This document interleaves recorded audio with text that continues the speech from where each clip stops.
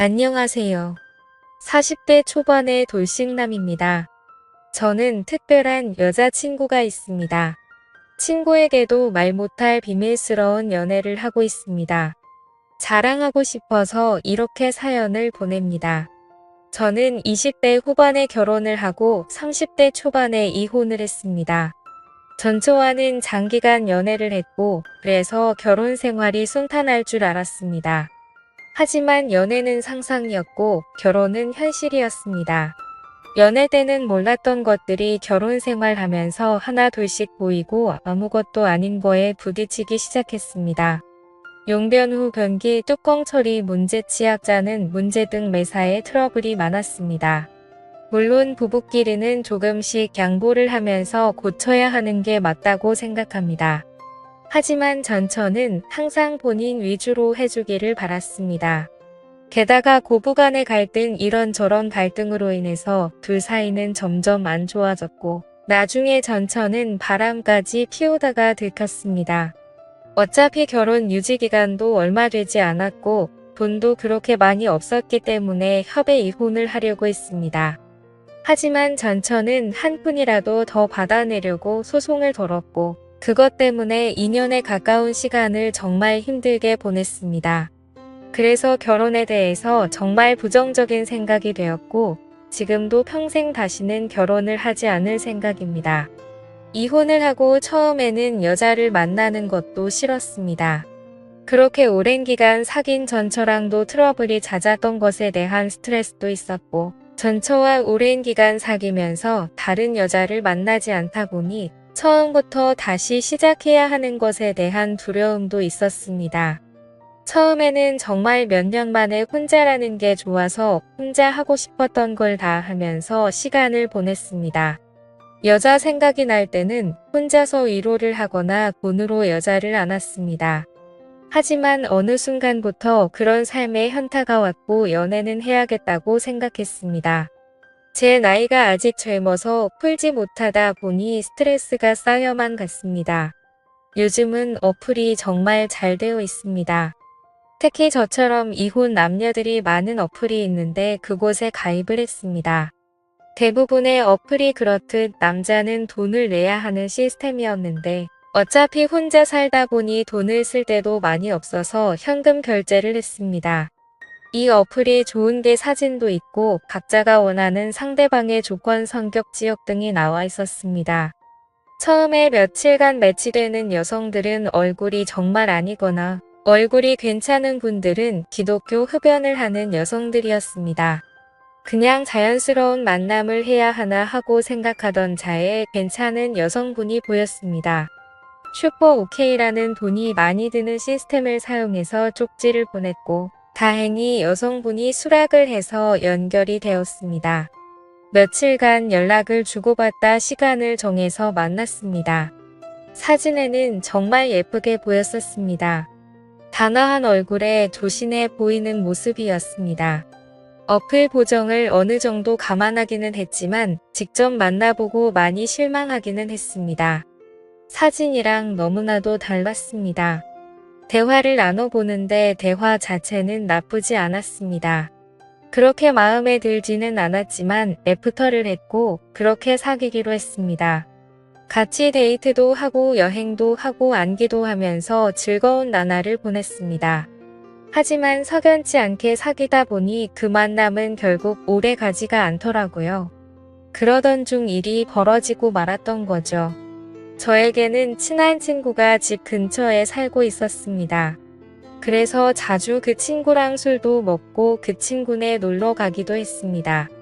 그 친구 재수씨는 나이도 어리고 정말 예뻤습니다. 친구 아내는 저보다 7살이나 어렸습니다. 게다가 성격도 애교가 많고 싹싹해서 그 친구네 집에 갈 때는 항상 재수씨가 좋아하는 음식을 사서 갔습니다. 친구 결혼식 때 얼핏 뵙기는 했는데 친구 장모님은 정말 미인이십니다. 나이도 많이 젊어서 저랑 몇 살 차이나 보이지 않았습니다. 나중에 알고 보니 재수씨 아버님이 재수씨 어렸을 때 재혼을 한 것이었고 친엄마랑 다름없이 재수씨를 키웠다고 했습니다. 그래서 친구 장모님은 친구 아내보다 21살밖에 많지 않았고 우리보다 14살밖에 많지 않았습니다. 하지만 피부도 좋고 얼굴도 예쁘고 몸도 날씬하고 잘 꾸며서 그런지 저랑 5살 정도밖에 차이나 보이지 않았습니다. 결혼 초부터도 친구네 신혼집에 가끔 가기는 했습니다. 친구가 결혼한 후 1년 정도 후에 친구 장인어른이 갑자기 돌아가셨습니다. 친한 친구이기에 장례식장에 가기도 했고 발인날의 운구도 도와 친구를 위해서 정말 최선을 다했습니다. 장례가 끝나고 몇 주 후에 친구에게 연락이 와서 밥을 먹기로 했습니다. 장례식 때 도와준 걸 자신의 장모님이 너무 고맙게 생각해서 친구 집에서 밥 한 끼 먹자고 하셨다고 했습니다. 장소는 비록 친구 집이었지만 친구 장모님이 손수음식을 해주셨습니다.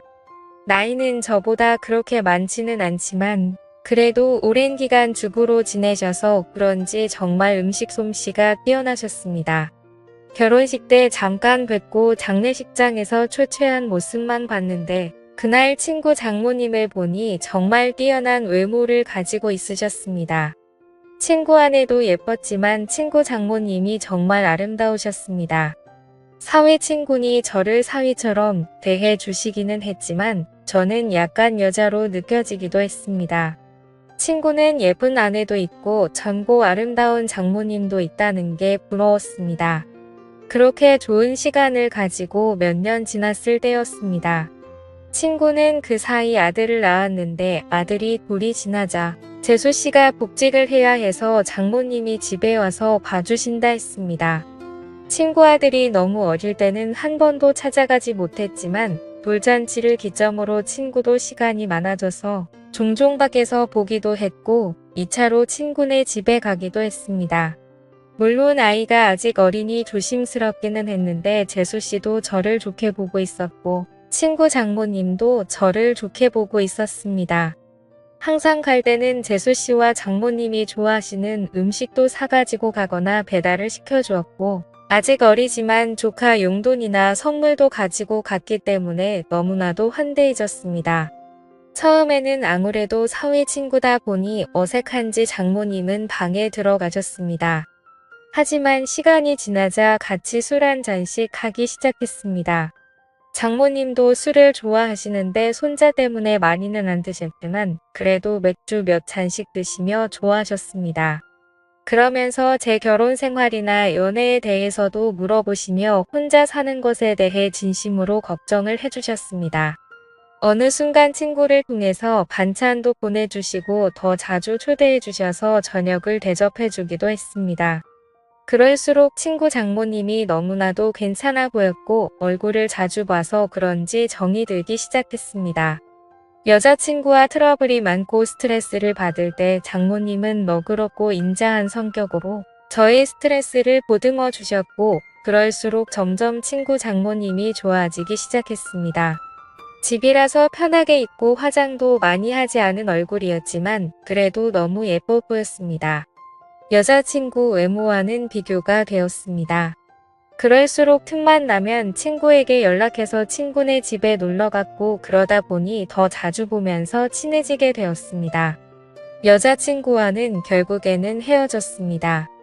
어차피 앉는 것도 눈치 보면서 안아야 하는데 데이트 비용은 또 제가 거의 다 내야 했기 때문에 돈을 싸서 젊고 예쁜 여자를 만나는 게 더 낫다는 생각이 들었습니다. 그리고 마음의 친구 장모님이 한 번 자리 잡고 나니 여자친구가 마음에 들지 않았습니다. 친구 장모님을 따로 만날 기회가 없었고 항상 친구나 재수씨와 함께 봤기 때문에 제 마음을 표현하기는 힘들었습니다. 어떻게 연락처를 가지고 있기는 했지만 가끔 안부식으로 몇 번 연락을 한 게 다였습니다.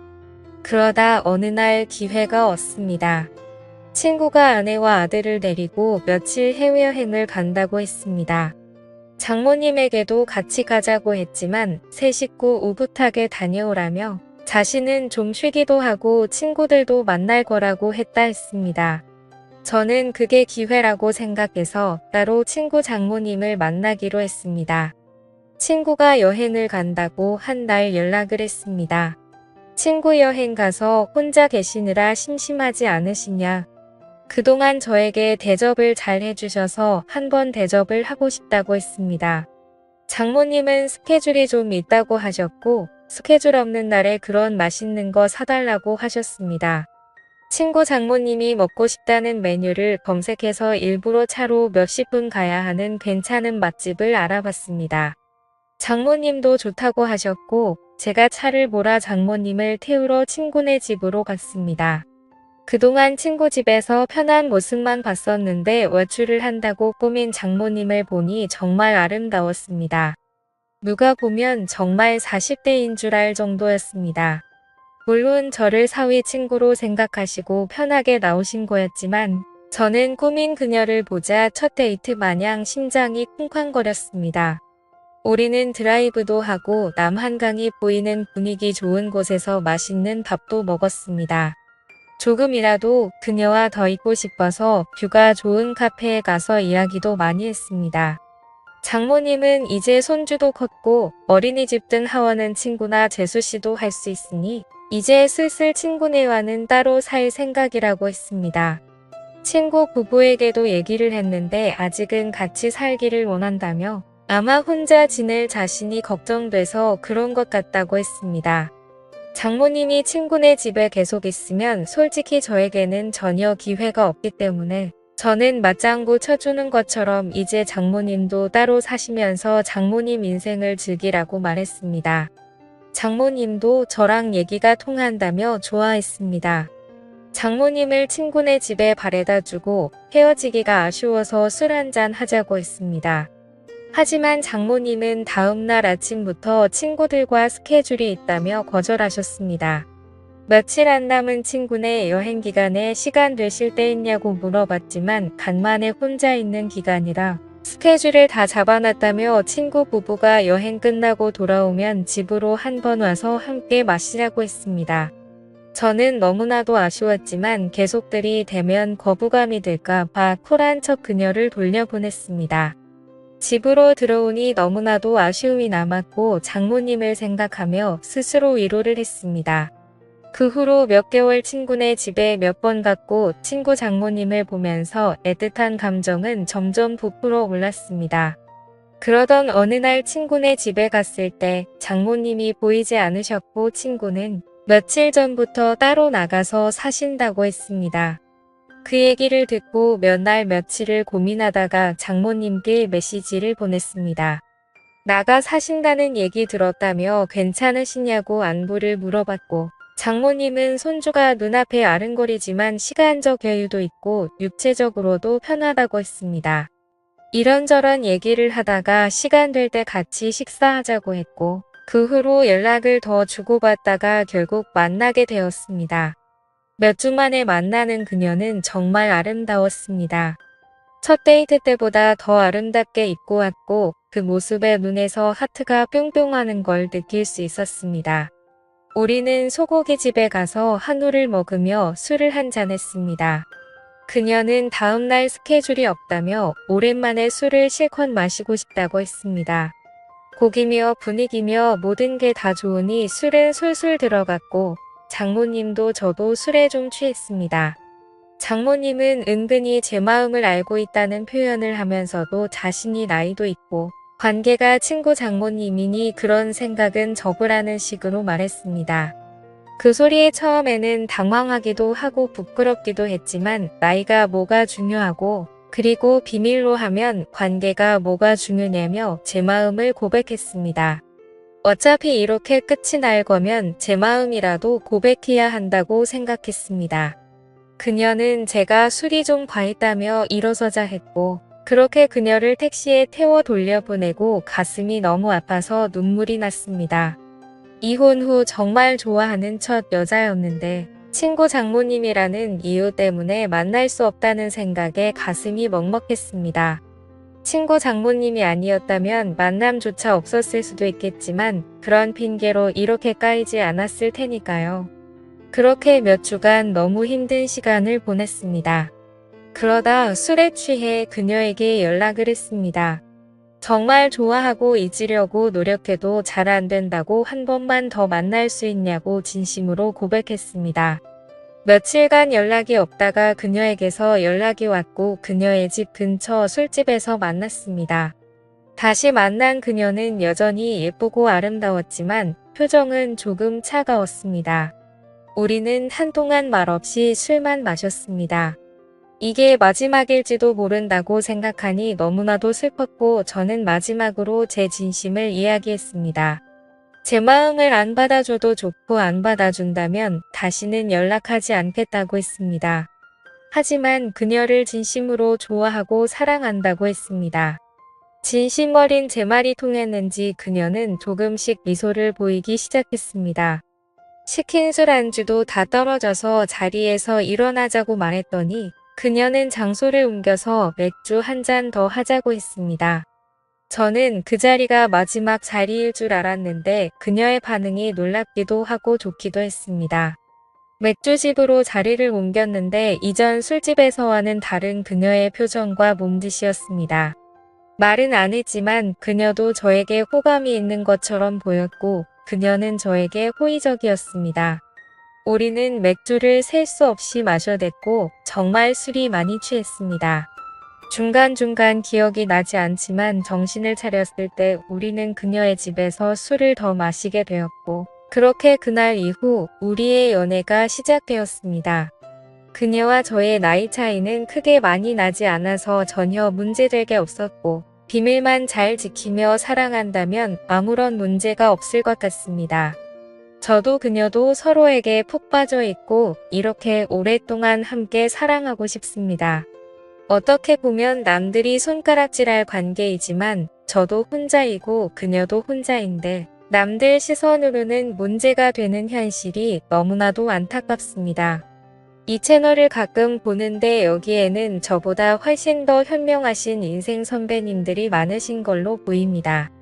선배님들 인생 정도 되면 지금 제 현실에 대해서 좋은 말씀도 많이 해주시고 격려도 많이 해주실 거라고 판단됩니다. 한 번 사는 인생 정말 사랑하는 사람과 아름다운 사랑하는 게 좋은 거잖아요. 그녀의 말대로 물 들어올 때 무 젓고 싶은데 어떻게 생각 드시나요? 지금까지 제 사연을 읽어주셔서 감사합니다.